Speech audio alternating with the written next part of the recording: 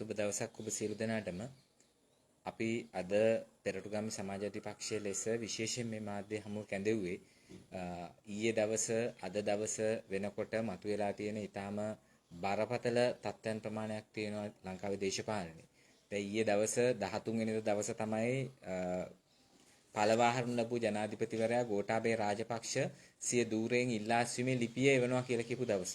වරින් වර කතානායක නිවේදනය කරා ලිපියක් එනවා කියලා සාමාන්‍ය ජනතාවත් තරුණයනුත් සමාජ මාධ්‍යවල ප්‍රකාශ කරා මේක ඓතිහාසික පොයේ දවසක් එනවා. මීට කලින් හැම පොයේ දවසකම මිනිස්සු ගිහිල්ලා හරක් නිදහස් කරා. මේ පොයේ තමයි ඉස්සෙල්ලාම හරකෙක්ගෙන් නිදහස් වෙන පොයේ කියලා. දැන් එහෙම කියලා නමුත් ඊයේ ඒ ලිපිය ආවේ නැහැ. මුලින්ම ගෝඨාභය මාලදිවයිනට ගියා. මාලදිවයිනට ගිහිලා මාලදිවයිනේ ඉන්න ජනතාවගෙත් මාලදිවයින ලාංකිකයන්ගෙත් මාලදිවයින් ජාතිකයන්ගෙත් විශාල විරෝධයකට ලක් වෙලා ඊට පස්සේ දැන් සිංගප්පූරුවට යනවා කියලා කිව්වා. SV 788 කියන අංකය සහිත සෞදි ගුවන් සේවයට අයත් ගුවන් යානාවකින් ඔහු සිංගප්පූරුවට ඇවිල්ලා සිංගප්පූරුවේ චැංගි ගුවන්තොටුපළේ දැන් සුළු මොහොතකට කලින් ගොඩ බැස්සා කියලා කිව්වා. එතනින් පස්සේ නැවත ඔහු සෞදි අරාබිය තමයි සෞදි අරාබිය රජතුමා දෙන්න ඉදිරිපත් වෙලා තියෙන්නේ.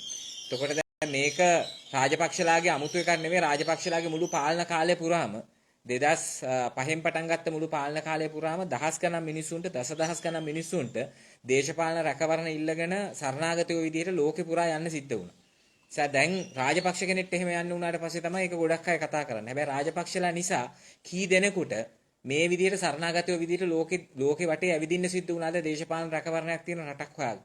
ඒ ඉතිහාසය අපි කවුරුත් අමතක කළ යුතු නැහැ. කෙසේ වෙතත් දැන් ඔහු දේශපාලන රැකවරණ ඉල්ලගෙන තැන් වල ගිහිල්ලා කොහෙන්වත් ඔහුව බාර ගන්න බෑ කියලා. ඔහුගේ දෙවන මව්බිම කියලා සැලකපු ඇමරිකා එක්සත් ජනපදයේ පවා බාර ගන්න බෑ කියලා දැන් අන්තිමට සෞදි අරාබිය තමයි ඔහුට පිහිටට ඉදිරිපත් වෙලා තියෙන ඔහුට රැකලා තියෙන. ඒකත් එක්තරා විදියක දෛවයේ සරද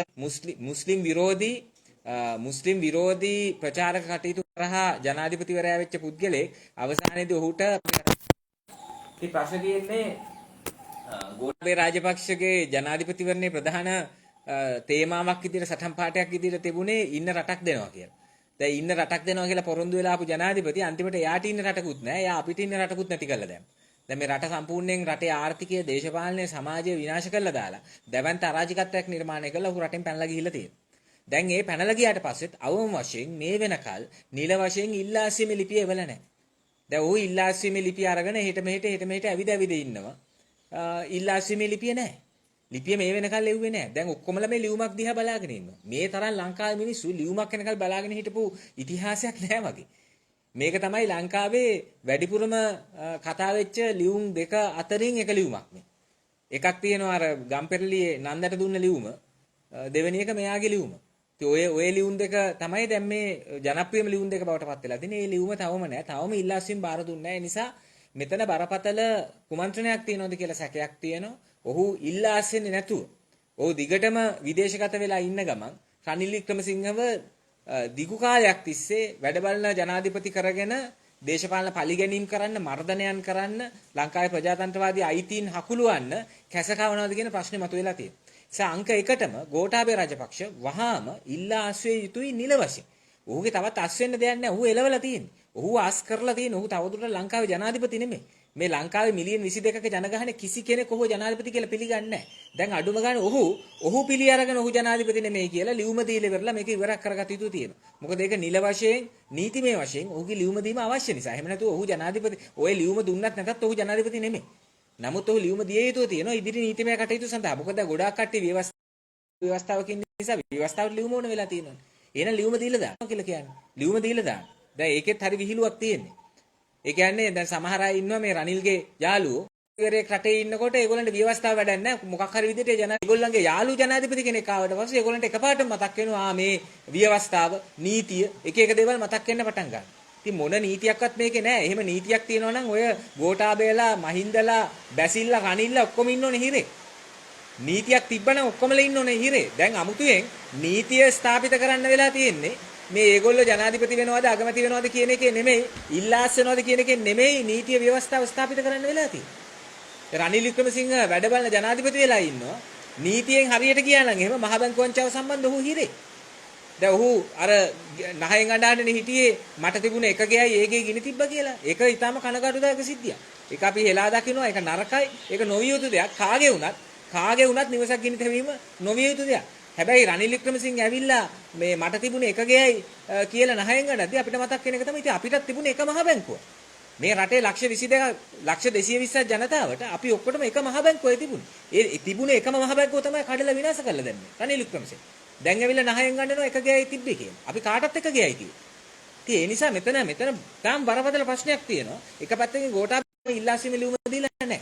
ඒ විතරක් නෙවෙයි රනිල් වික්‍රමසිංහ මැති ධූරයේ සහ වැඩ බලන ජනාධිපති ධූරයේ හැඳිලා ඉන්නවා. දැන් ගෝඨාභය රාජපක්ෂ ගැසට් නිවේදනයක් නිකුත් කළා රනිල් වික්‍රමසිංහ තමයි වැඩ බලන ජනාධිපති ඔහු විදේශගතව සිටියේදී. එහෙම ගැසට් නිවේදන නිකුත් කරන්න බෑ. එහෙම කොහේ හරි රටක එයාපෝට් එකේ ඉන්න ගමන් හාෆ් ෂීට් එක ලියලා හාෆ් ෂීට් කොලයක ලියලා ගැසට් නිවේදන නිකුත් කරන්න බෑ. එහෙම කොහොමද ගැසට් නිවේදන නිකුත් කරන්නේ? ගැසට් නිවේදන නිකුත් කරනවා නම් අඩුම ගානේ ඔහු රටෙන් පිටව යන්න කලින් කැබිනට් එක කැඳවලා ගැසට් නිවේදනේ නීත්‍යානුකූලව නිකුත් කළ යුතු තිබුණා. දැන් ඒ නිසා හොයලා බලන්න ඕනේ මේ ගැසට් නිවේදනේ නීත්‍යානුකූලද? මේක බලාත්මකද කියලා හොයන්න ඕනේ. අපි හිතනවා ඒක අර්ථ ශුන්‍යයි ඒ ගැසට් නිවේදන. ඒ නිසා රනිල් වික්‍රමසිංහ නිකන් කෑගහුවට වැඩ බලන ජනාධිපති කියලා ඔහුට නීතිමය බලයක්වත් එහෙම තියනවාද කියන එක ප්‍රශ්නයක් තියෙනවා. කොහොමත් ඔහුට කිසිම ආකාරයක දේශපාලන සදාචාරමය බලයක් නැහැ. මොකද ඔහු අඩුම ගානේ ජනතාව ඔහුව තෝරගෙන නැහැ. ඔහුට එවැනි බලයක් නැහැ. දැන් ඔහු වැඩ බලන ජනාධිපතිවරයා ලෙස පත්වෙච්ච ගමන් කරපු පළවෙනි රාජකාරිය තමයි දිවයින්ටම බලපාන පරිදි හදිසි නීතිය පනවපු. ඊළඟ රාජකාරිය තමයි බස්නාහිර පළාතට ඇඳිරි නීතිය පනවපු. ඊළඟ රාජකාරිය තමයි අද එකපාරටම දවල් පනවපු. දැන් අද මේ එකපාරටම ඇඳිරි නීති පනවන්නේ ගාලු මොදර අරගලයට විශාල ප්‍රහාරයක් එල්ල කිරීමේ සූදානමක් තිබුණා. විශාල ප්‍රහාරයක් එල්ල කිරීමේ සූදානමක් තිබුණා. දැන් ඒ අතර හමුදාව නිවේදනයක් නිකුත් කරලා තියෙනවා. උපරිම බලය යොදවනවා. මෙච්චර කල අවම බලය දෙව්වා. දැන් උපරිම බලය යොදවනවා. පොදු දේපල ආරක්ෂා කිරීම සඳහා වෙඩි තියන්න සූදානම්. ඉතින් අපි හමුදාවේ සොල්දාදුවන්ගෙන් පොලිසිය නිලධාරීන්ගෙන් තාම සහෝදරත්වයෙන් ඉල්ලනවා පොදු දේපල ආරක්ෂා කිරීම සඳහා තුවක්කුව එල්ල කරනවා නම් හොඳට හිතලා බලන්න තුවක්කුව එල්ල කරන්න ඕනේ කාගේ පැත්තටද කියලා. පොදු දේපල ආරක්ෂා කිරීම සඳහා කාගේ පැත්තටද තුවක්කුව එල්ල කරන්නේ? කොළඹ වරායේ නැගෙනහිර ජැටිය ආරක්ෂා කරන්න, කොළඹ වරායේ රජින ජැටිය ආරක්ෂා කරගන්න, කොළඹ වරායේ බටහිර ජැටිය ආරක්ෂා කරගන්න, කොළඹ වරායේ දකුණු ජැටිය ආරක්ෂා කරගන්න. අර සමාගමක් හදලා ඒ සමාගම හරහා විකුණන්න නියමිත සියලු ගොඩනැගිලි, විදේශ අමාත්‍යාංශ ගොඩනැගිල්ල, පොලිස් මූලස්ථාන ගොඩනැගිල්ල, යෝග් ගොඩනැගිල්ල, ගෆූර් ගොඩනැගිල්ල, හිල්ටන් හෝටලේ ග්‍රෑන්ඩ් හයට් මිශ්‍ර ව්‍යාපෘතිය, ඊට පස්සේ හෝටලේ සීනෝ රවන්හල මේ පොදු දේපල ඒවා ආරක්ෂා කරන්න නම් තුවක්කුව දික් කරන්න ඕන කාටද කියලා හොයාගන්න. සාම්පූර් මන්නාරම අර යාපනයේ දූපත් ඒවා රැක ගන්න කාගේ පැත්තට තුවක්කුව දික් කරන්න ඕනද? ලංකාවේ නිදහස් අධ්‍යාපනය, නිදහස් සෞඛ්‍ය, ඒ දැවැන්ත පොදු ජන අයිතිවාසිකම්, ඒ පොදු දේපල, ඒ පොදු අයිතීන් ඒවා ආරක්ෂා කරන්න නම් කාගේ පැත්තට තුවක්කුව දික් කරන්න. අපි හමුදාවේ පොලිසිය සහෝදරුන්ගෙන් ඉල්ලනවා ඒක ගැන හිතලා බලන්න කියලා. ඔය එක එක මේ නීතියටත් පටහැනි විදිහට ජනතාවගේ අභිලාෂයන්ටත් පටහැනි විදිහට බලහත්කාරයෙන් අගමැතිකමයි වැඩ බලන ජනාධිපතිකමයි හසුරුවමින් ඉන්න පුද්ගලයෙකුට ඔහුට ඕන විදිහට කියන දේවල් අනුව තමන්ගේ බලය භාවිතා කරන්න එපා කියලා හමුදාවේ අපි හමුදා ප්‍රතිවරුන් තිදෙනාගේ සිට පොලිස් ප්‍රතිවරයාගේ සිට ආරක්ෂක මාණ්ඩලික ප්‍රධානියාගේ සිට එතනින් පටන් අරගෙන සොල්දාදුවා සාමාන්‍ය පොලිස් නිලධාරිය දක්වා සියලු දෙනාගෙන් අපි ඉල්ලා හිටිනවා මේක සම්බන්ධ බරපතල ලෙස ඉතා බලන්න. දැන් මේ බෙදීමක් හදන්න යන්නේ, ප්‍රතිවිරෝධයක් හදන්න යන්නේ, හමුදා සොල්දාදුවා පොලිස් නිලධාරියා සහ අරගලේ නිරත ජනතාව අතර ප්‍රශ්නයක් හදන්න යන්නේ. ඒ උගලට අහු වෙන්න එපා. ඔය රනිල් වික්‍රමසිංහ හැමදාම කරේ ඕක. හැමදාම කරේ පක්ෂය ඇතුලේ කරෙත් ඒකනේ. එක්සත් ජාතික පක්ෂය විනාශ කරෙත් එහෙම කරලා. පක්ෂය ඇතුලේ කරෙත් ඒක, දැන් රටට කරන්න හදන්නෙත් ඒක. නිසා මේ උගුලට අහු වෙන්න එපා කියලා අපි ඉල්ලනවා. ඒ අතර දැන් ආරංචි වෙලා තියෙනවා අපරාධ පරීක්ෂණ දෙපාර්තමේන්තුවට නියෝග කරලා තියෙනවලු රනිල් වික්‍රමසිංහ ජනාධිපති මන්දිරය, ජනාධිපති ලේකම් කාර්යාලය, අරලියගහ මන්දිරය සහ අග්‍රාමාත්‍ය කාර්යාලය ඒවා අත්පත් කර ගැනීම සඳහා මැදිහත් වෙච්ච උද්ඝෝෂකයන්ගේ උද්ඝෝෂණ නායකයෝන්ගේ නම් ලයිස්තුවක් හදලා ඒ අයට පොදු දේපල චෝදනා යටතේ නඩු දාන්න කියලා.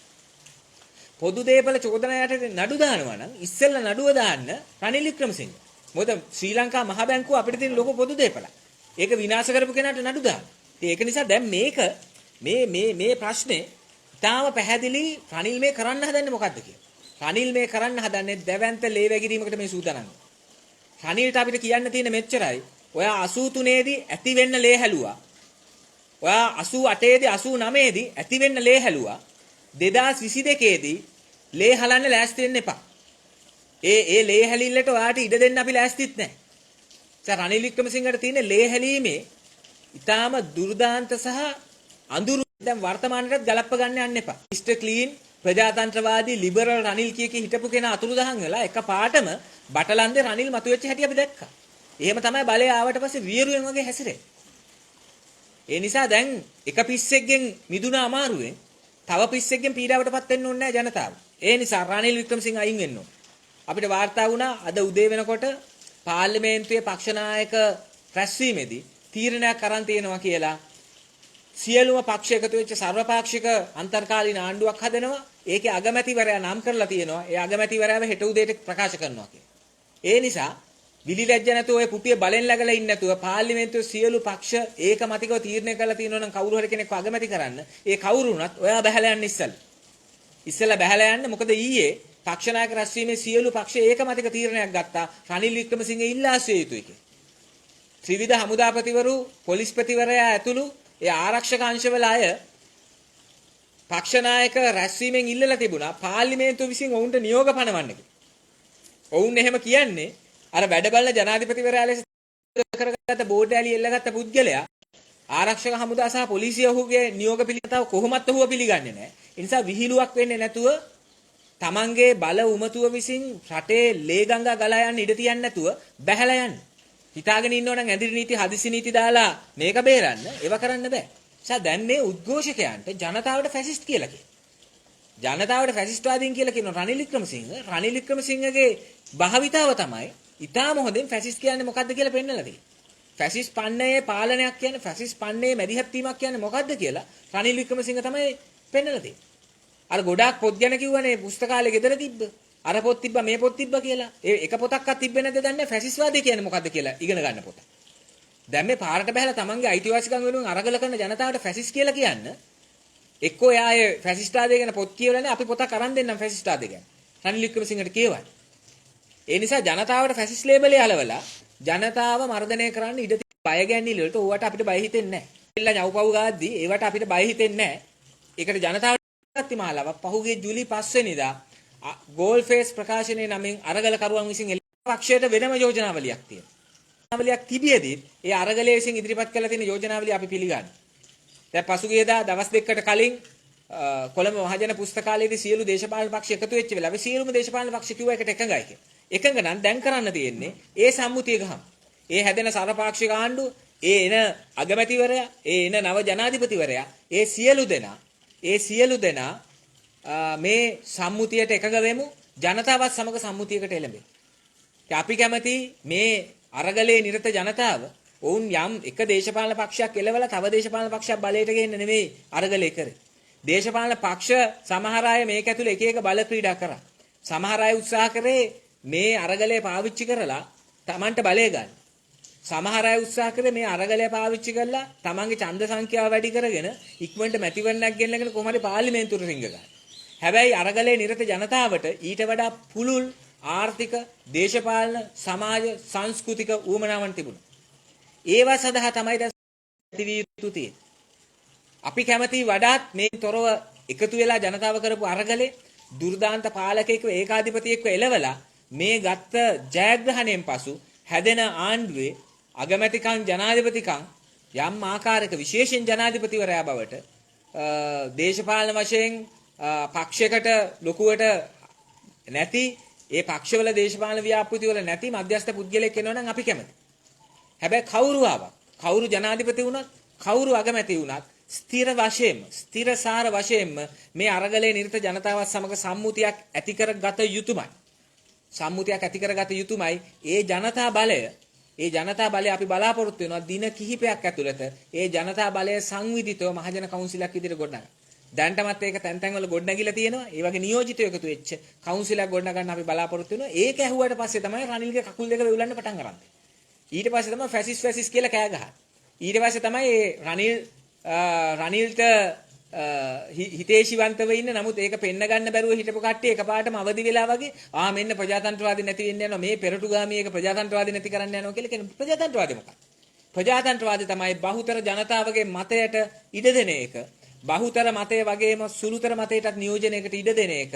ජනතාවට පුළුල් වශයෙන් තමන්ගේ ජීවිත ගැන තීන්දුව తీරන ගන්න, රාජ්‍ය පාලනයට, නීති සම්පාදනයට, පරිපාලනමය කටයුතු වලට සහභාගී වෙන්න ඉඩ සැලසෙන. සැබෑ ප්‍රජාතන්ත්‍රවාදී ප්‍රජාතන්ත්‍රවාද. ඒ ජනසහභාගී ප්‍රජාතන්ත්‍රවාදයේ පියවර දෙකක් තියෙනවා. එකක් තමයි මේ තියෙන නියෝජිත ප්‍රජාතන්ත්‍රවාදය පුළුල් කරන්න. ඒක පුළුල් කරන්න නම් විධායක ජනාධිපති ක්‍රමය අහෝසි කිරීම වැනි පුළුල් ප්‍රතිසංස්කරණ වලට යන්න. ඒ නියෝජිත ප්‍රජාතන්ත්‍රවාදී ආකෘතිය පුළුල් කරගන්න. මූලික අයිතිවාසිකම් පරිච්ඡේදය තව පුළුල් කරගන්න. ඒ අතර ජනසහභාගී ප්‍රජාතන්ත්‍රවාදී ආකෘතියක් සඳහා අවශ්‍ය මූලික පදනම ගොඩනගන්න. ඒ සඳහා තමයි අපි යෝජනා කරන්නේ මහජන කවුන්සිලයක් ගොඩනගමු කියලා. දැන් මේ වෙලා තියෙන්නේ ජනතාවට බය වෙලා. දැන් ජනතාවට බය වෙලා නහයෙන් අඬනවා. ජනතාවගේ අභිලාෂයන් නොසලකා බලයටපත් වුණාට පස්සේ බලයෙන් හිස උදුම්මගෙන උද්දච්ච විදියට Taman කැමති දේවල් කරපු කාලය අවසන්. ඒ කාලය අවසන් ඒව කරන්න ගිය ගෝඨාභයලා, ඒව කරන්න ගිය මහින්දලා, ඒව කරන්න ගිය බැසිල්ලා, ඒව කරන්න ගිය නාමල්ලා, ඒව කරන්න ගිය ජොන්ස්ටන්ලා, ප්‍රසන්න රණතුංගලා ඒගොල්ලන්ට වෙච්ච දේ විසින් දැන් පැහැදිලි. ඒ අයව පළවා හරලා තියෙන දේශපාලන භූමියෙන් ජනතාව සමහර අයට රටෙත් ඉන්න බැරුව පිටරටවල වලට පැනලා යන්න වෙලා තියෙන්නේ. ඒ නිසා මේ භූමිය නැවත දේශපාලනය කරනවා නම්, මේ සමාජය ඇතුලේ දේශපාලනය කරනවා නම්, මේ ජනතාවත් එක්ක ඉන්නවා නම් කාටත් සිද්ධ වෙනවා ජනතාවගේ මතයට, ජනතාවගේ අභිලාෂයන්ට හිස නමන්න. ඒ හිස නැමීම දැන් කරන්න ඒක කරනවා ඇරෙන්න වෙන කිසිම විකල්පයක් මේ දේශපාලන ක්ෂේත්‍රයේ කිසිවෙකුට ඉතුරු වෙලා නැහැ. ඒ නිසා හිතාගෙන ඉන්නවා නම් හදිසි නීති දාලා, ඇඳිරි නීති දාලා, හමුදාව ලව්ව වෙඩි තියනවා කියලා නියෝග කරලා බය කරන්න, ගෝල් ෆේස් එකේ හෙලිකොප්ටර් කරකවලා බය කරන්න හිතාගෙන ඉන්නවා නම් ඕවට අපි කවුරුත් බය වෙන්නේ නැහැ. රනිල් කවුද?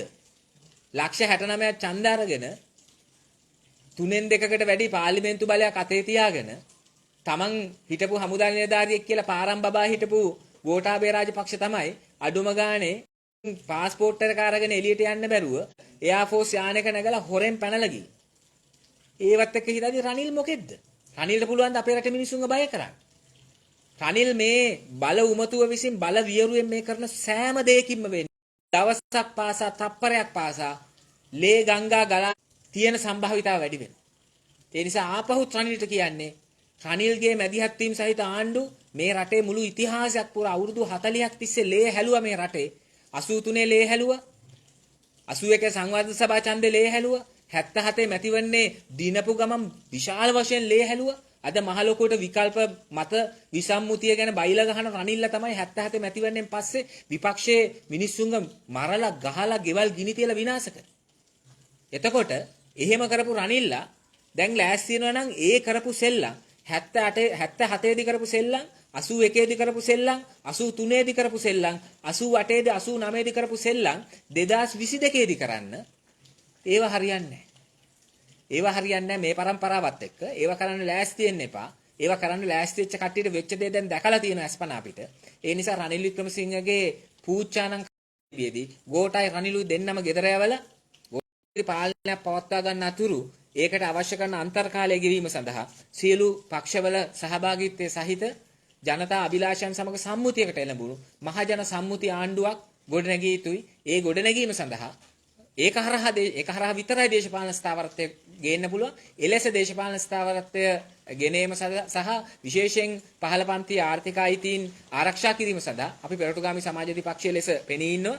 ඒ පෙනී සිටීම, ඒ අපේ පක්ෂපාතීත්වය, ජනතාව කෙරෙහි අපේ තියෙන පක්ෂපාතීත්වය, අරගලය කෙරෙහි අපේ තියෙන පක්ෂපාතීත්වය ඔය මේ බොරු බයිලා ගහලා මේ ඒවා විනාශ කරන්න හරි, අවලාද වලින් ඒවා විනාශ කරන්න හරි, බය කිරීම වලින්, තර්ජන වලින් අපිව පසුපසට තල්ලු කරන්න හරි බෑ. අපි අපේ අරමුණ කරා යනවා. ඒ අරමුණ කරා යද්දී අපිට විශ්වාසයි අපිට අපේ රටේ ජනතාවගේ දේශපාලන අපේක්ෂාවන්, ආර්ථික අභිලාෂයන් මේ සියල්ල පුළුවන්. ඒ නිසා මේක අරුබුදයක් තමයි. මේක ඊටාම කැළබිලිකාරීත්වයක් තමයි. නමුත් මේක ඇතුලේ තමයි වසර 70 ගණනක් තිස්සේ ගිය ජරා ජීර්ණ වෙච්ච පීලි පැනපු දේශපාලන පාර වෙනුවට අලුත් පාරක්, අලුත් ආලෝකයක් උදා කරගන්න පුළුවන්. ඒ සඳහා එකතු වෙමු, ඒ සඳහා අඛණ්ඩව මේ ධෛර්යයම සහිතව මේ ධෛර්යම සහිතව එක එක්කන අටවන ප්‍රකෝපකාරීත්වයේ උගුල් වල වැටෙන්නේ නැතුව ප්‍රචණ්ඩකාරී කියලා අරගලේ මර්ධනය කරන්න ගහන ගැටවල අහුවෙන්නේ නැතුව මෙතෙක් ආවා වගේ ඉවසිලිවන්තව අවධානයෙන් අරගලේ පෙරට යමු කියලා අපි ජනතාවගෙන් ඉල්ලනවා. ප්‍රධාන වශයෙන් මෙන්න මේ කරුණු ටික තමයි අද මාධ්‍ය හමුවේදී ඉදිරිපත් කරන්න තිබුණේ. ඊට අමතර යමක් ඔබට දැනගන්න අවශ්‍ය නම් ඒ සඳහා අපිට අවස්ථාවක් ගන්න පුළුවන්.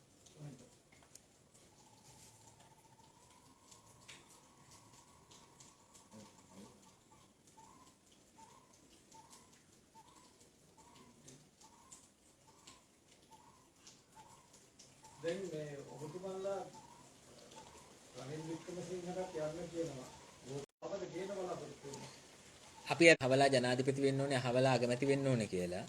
නමුත් හරිම පැහැදිලි දැන් මේ ජනාධිපතිවරයා සහ ජනාධිපතිවරයාත් සහිත පොදු ජන පෙරමුණු ආණ්ඩුව සම්බන්ධ සමස්ත විශ්වාසය බිඳ වැටලා තියෙන්නේ. රනිල් ගැන විශ්වාසයක් කොහොමත් නැහැනේ. ඒකට මේක පිළිබඳ සමස්ත විශ්වාසය බිඳ වැටලා තියෙන්නේ. ඒ தত্ত্বය ඇතුලේ ජනතාවත් සමග යම් සම්මුතියකට එළඹෙන නායකත්වයක් යම් සම්මුතියකට එළඹෙන ආණ්ඩුවක් අවශ්‍ය වෙනවා. ඒක දිගු කාලින එකක් නෙමෙයි. ඒක කෙටි කාලීනව ඊළඟ මැතිවරණයක් පවත්වලා නව පාර්ලිමේන්තුවක් ඇති කරගන්න අතුරු ඒ අන්තර් කාලය සඳහා සංකමනීය කාලය සඳහා වන ආණ්ඩුවක් බිහි කරගත යුතුන. අපි අවධානය යොමු කරන්නේ ඒ ආණ්ඩුවේ අගමැති කවුද ජනාධිපති කවුද කියන එක නෙමෙයි.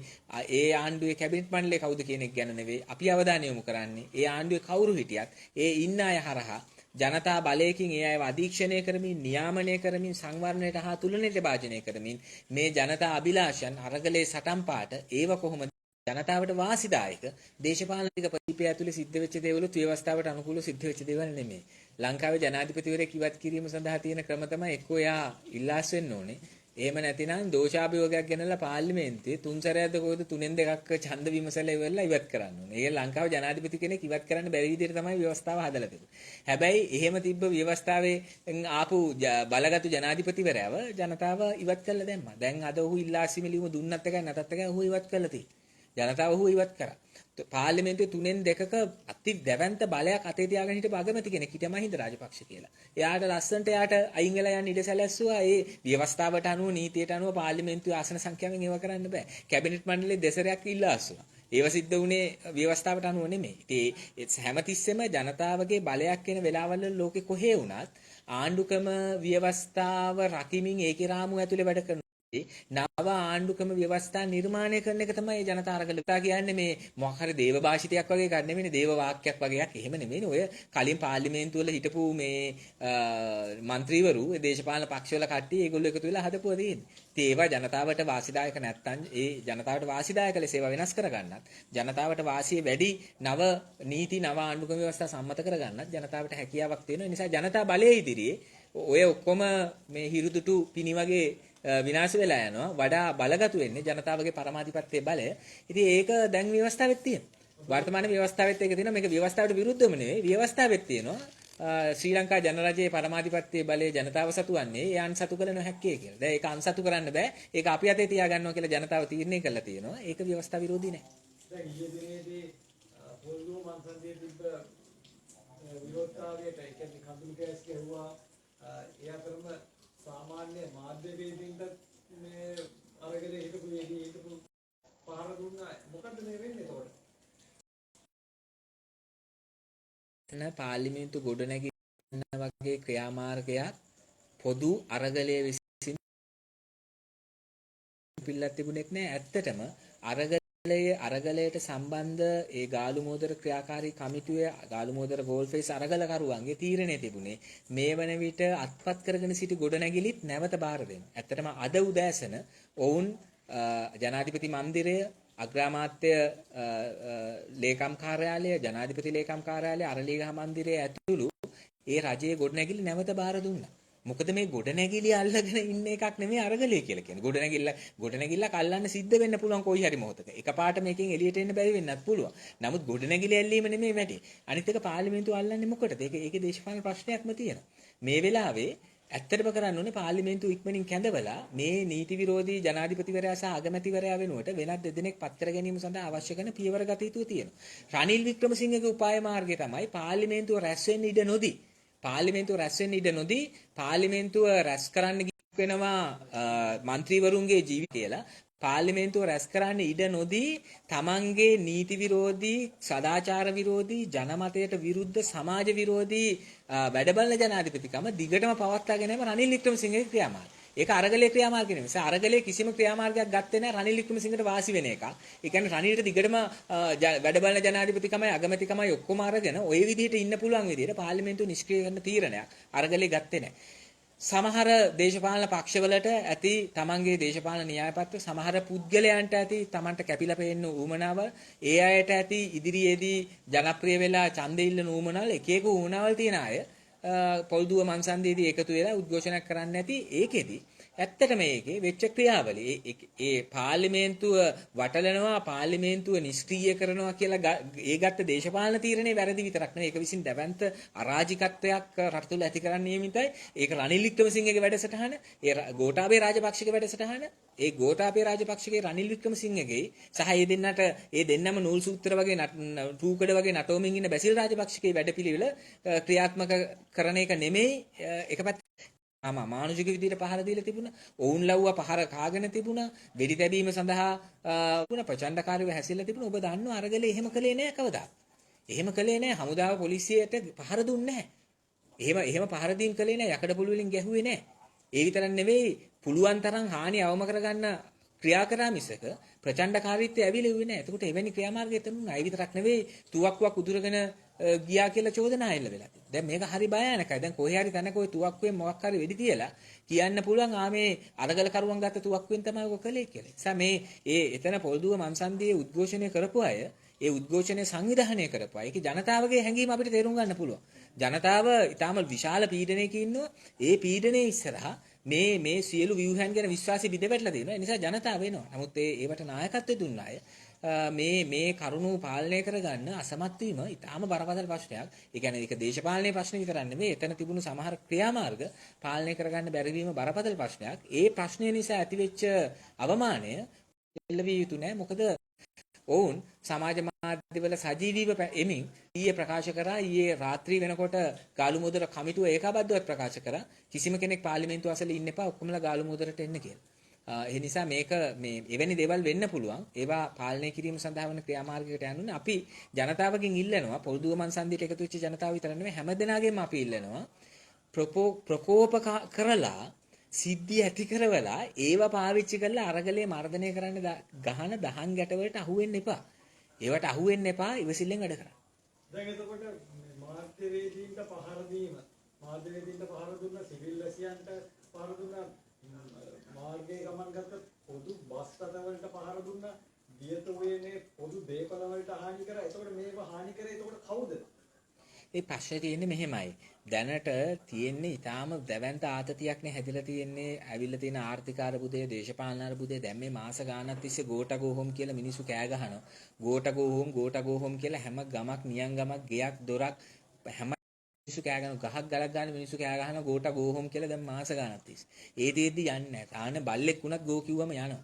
දැන් මේ හාදය යන්නේ නැහැ විතර නෙවෙයි. දැන් අන්තිමට පැන්නුවාට පස්සේ ගිහිල්ලා ඉල්ලා ඒ ඇස්සේ කිසිම ජනවරමක් නැති ගෝඨාභය රාජා ඡන්ද ගත්තා. අඩුම ගාන කොළඹ දිස්ත්‍රික්කෙන් තේරෙන්නවත් බැරි වෙච්ච, තේරිපත් වෙන්නවත් බැරි වෙච්ච පාර්ලිමේන්තුවේ එක ආසනයක් තියෙන රනිල් වික්‍රමසිංහ. මේ පාර්ලිමේන්තුවේ තියෙන පක්ෂ අතරින් අඩුම මේ ආසන සංඛ්‍යාව හිමි රනිල් වික්‍රමසිංහ. එයා ඇවිල්ලා දැන් ජනාධිපති අගමැති කියලා මේ රඟන්න පටන් අරන් තියෙනවා. ඒකට මේවා ඉස්සරහ විශාල ආතතියක් තියෙනවා. දැන් මිනිසුන්ට කන්න විදියක් නැහැ. ජීවනෝපාය කරගෙන යන්න විදියක් නැහැ. තෙල් නැහැ, ගෑස් නැහැ. එතකොට මෙතන යම් ආකාරයක ප්‍රකෝපකාරීත්වයක් ඇති වෙන්න ඕන කරන සරු පසක් තියෙනවා. ඒක තමයි ඔය පොලා පනින්නේ. දැන් ඕක තිබුණා කලින් ඉන්ධන පිරුම් හල් ගාව ළඟ ඉන්න කෙනාට ගහන විදිහට ඕක තිබුණේ. බස් එකකට නැග්ගට පස්සේ කොන්දොස්තරත් එක්ක ගහ ගන්න විදිහට ඕක තිබුණේ. ඒ ආතතියක් තියෙනවා. ඒක තේරුම් ගන්න ගමන් අපි ජනතාවගෙන් ඉල්ලනවා. ඒ උද්ඝෝෂණ වලට එකතු වෙන ඒ තමන්ගේ කෝපය ප්‍රකාශ කරන ජනතාවගෙන් අපි ඉල්ලනවා මේ ප්‍රශ්නෙට තියෙන්නේ දේශපාලන විසඳුමක්. කළ යුත්තේ දේශපාලන අරගලයක්. පරිගැනීම්ගේ හැඟීම් ප්‍රකාශන විදික් වලින් අපිව හැඟීම් ප්‍රකාශනයට පොළඹව සිද්ධි නිර්මාණය කරලා ඒ සිද්ධි අරගලයේ මර්ධනයට යොදව ගන්න එක, අරගලය මර්ධනය කරන එක, සාධාරණීකරණය කරන්න ඒවා යොදව ගන්න එක, ඒක පාලකයන්ගේ සැලැස්මක්. ඒ සැලැස්මට අහු වෙන්න එපා. ඒ සැලැස්ම කොටස්කරුව බවට පත් වෙන්න එපා. ඒ වෙනුවට ඒ සැලැස්ම පරාජය කරන්නම් බවට පත් වෙන්න. ඒ නිසා දැන් මේක අත්දැකීමක් කරගමු. වැරදි අඩුපාඩු ගොඩක් වුණා පාර්ලිමේන්තුව ඉදිරිපිට උද්ඝෝෂණයේදී. ඒක පාඩමක් කරගමු. ඒ උද්ඝෝෂණ සංවිධානය කරන අයගෙනුත් අපි ඉල්ලනවා පොදු අරගලයේ පොදු ව්‍යුහයන් ඇතුලේ තීරණ අරගෙන පොදුවේ උද්ඝෝෂණ වලට යන් අපි දේශපාලන පක්ෂ වලට, කණ්ඩායම් වලට, පුද්ගලයන්ට තම තමන්ගේ පුද්ගලික අරමුණු අභිලාෂයන් තියෙන්න පුළුවන්. නමුත් අපි පොදු වශයෙන් ඒ උද්ඝෝෂණ සංවිධානය කරද්දී පොදු වශයෙන් අපි ඒක කරමු. ඒ වගේම ඒ වගේ ඇතිවන නරක දේවල්, නරක සිදුවීම් වළක්වා ගැනීම සඳහා උපරිම ක්‍රියාකාරී වෙමු. එතනට මොනවා හරි විදිහට සම්බන්ධ වෙලා ගිලන් රථවලට බාධා කරපු මාධ්‍යවේදීන්ට පහර දුන්නු, හමුදා පොලිස් නිලධාරීන්ට පහර දුන්නු, සාමාන්‍ය සිවිල් වැසියන්ට පහර දුන්නු, විවිධ ප්‍රකෝපකාරී ප්‍රචණ්ඩකාරී ක්‍රියාවල යෙදුණු අපි ඉල්ලනවා මින් ඉදිරියට එවැනි සිදුවීමක් සිදු නොවීම සඳහා වග බලා ගැනීමේ වගකීම ඔබ සතුයි. ඉතින් ඒකට අරගලයේ ලෙස අරගලයේ නිරත ඒ නායක මණ්ඩල වලට ඒ ක්‍රියාකාරී කමිටු වලට මේ මොහොතේ කරන්න තිබුණු එකම දේ තමයි ඔතන ඉන්න එපා, ගාලු මුදුරට එන්න කියලා නිවේදනය කරන එක. වුන් ඒක කළා. නමුත් එතනින් එහා ඒ තැන් වලට ගිහිල්ලා ඒවා පාලනය කරන ක්‍රියාමාර්ගයකට හරි ඉදිරියේදී යා යුතුව තියෙනවා. අපි ජනතාවගෙන් ඉල්ලනවා, නැවත නැවතත් ඉල්ලනවා, ඉවසිලිවන්තව ක්‍රියා කරන්න. අපිව ප්‍රකෝප කරන එක තමයි සතුරාගේ උපක්‍රමය. ඒකට අහු වෙන්න එපා. ඒ කියන්නේ ඔබතුමා කියන්නේ මේ පහර දීම් පිටුපස්සේ පෙරතුගාමී සමාජවාදී පක්ෂය නැහැ කියන එකද? නෑ, ඇත්තටම අපේ කිසිම සමාජිකයෙක්වත් කවුරුත් ඒකට සම්බන්ධ වුණේ නැහැ. ඒ උද්ඝෝෂණයට අපි සම්බන්ධ වුණේ ගාලු මෝදර අරගල කරුවන් විසින් කැඳවා තිබෙන උද්ඝෝෂණ වලට. ඔය පොල්දුව මන්සන්දිය සහ පාර්ලිමේන්තුව අසල ඔය උද්ඝෝෂණ සිද්ධ වෙන වෙලාවේ ඒ මොහොතේම විශාල රැස්වීමක් කැඳවලා තිබුණා ගාලු මෝදර පිටියේ. සහභාගී වීම සඳහා ගිහිල්ලා හිටියේ. ඒ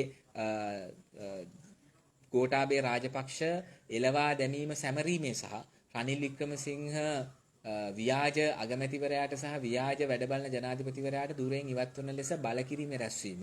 ඉතින් ඒක තමයි එදා දවසේ තිබුණු ප්‍රධානම කටයුත්ත. ඒ කටයුත්තට අපි සියලු දෙනා සහභාගී වෙමින් හිටියේ. මෙතන ප්‍රශ්නේ තියෙන්නේ අපි සහභාගී වුණාද නැද්ද කියන එක නෙවෙයි. මෙවැනි සිද්ධි අනාගතයේදී වළක්වා ගන්නේ කෙසේද? ඒකෙදි අපි හැම කෙනාටම වගකීමක් තියෙනවා. එවැනි සිද්ධි ගැන කලින් දැනුවත් වෙලා, කලින් ඒවට මැදිහත් වෙලා ඒ දේවල් වළක්වා ගන්න. ඉතින් අපි සියලු දෙනාගේ සියලු දේශපාලන පක්ෂ වලින්, කණ්ඩායම් වලින් මේවට සම්බන්ධ වෙන ක්‍රියාකාරීන්ගෙන් මේ සියලු දෙනාගෙන් අපි ඉල්ලනවා මේවා සම්බන්ධ මීට වඩා වගකීම් සහගතව ක්‍රියා කරමු කියලා. ජනාධිපති ලේකම් කාර්යාලයේ පැවති මේ ඉත වැඩසටහනකදී වසන්ත සමරසිංහට පහර දුන්නේ එතකොට ඔබතුමාලගේ පක්ෂයේ සමාජිකයන්ද? නැහැ, ඒක මම හිතන්නේ ඒ අයත් එක්ක සම්බන්ධ ප්‍රකාශයක් කරලා තිබ්බා. රනිල් වික්‍රමසිංහන් පිරිසක් තමයි මේ පහර දී ජනතා විමුක්ති පෙරමුණත් ඒ සම්බන්ධ ප්‍රකාශයක් කරලා දුන්න අය ගැන මම හිතන්නේ කවුරුත් දන්නවා. ඒ සඳහා ඇත්තටම අරගලය තුලමත් යම් ප්‍රතිවිරෝධතා තියෙනවා කියලා පෙන්නලා ඒවට අදාළ ප්‍රචාරක කටයුතු කරලා ඒක හරහා මේ අරගලයට අදාළව හැදිලා තියෙන ඒකමිතිය බිඳින්න කුමන්ත්‍රණයක් තියෙනවා වෙන්න පුළුවන්. ඌට හරි දක්ෂයා රනිල් වික්‍රමසිංහ. එයා එක්සත් ජාතික පක්ෂ ගෙනිච්චිත් ওই විදිහටම තමයි. ඒ නිසා එහෙම කුමන්ත්‍රණ තියෙනවා වෙන්න පුළුවන්, එහෙම සැලසුම් තියෙනවා වෙන්න පුළුවන්. ඉතින් ඒව පරාජය කරන්න අපි අපේ උපරිම ශක්ති ප්‍රමාණයෙන් වැඩ කරනවා. අපි පෙරටුගාමී සමාජවාදී පක්ෂය මොන විදිහටවත් ඔය නූල් සූත්‍රවල කොටස් කරුණම් වෙන්නේ නැහැ. ඕවා විසඳීම සඳහා තමයි අපේ වැඩි පෙළඹුම තියෙන්නේ. දැන් එහෙනම් බොහොම ස්තුතියි ඔබට සහභාගීත්වය සඳහා.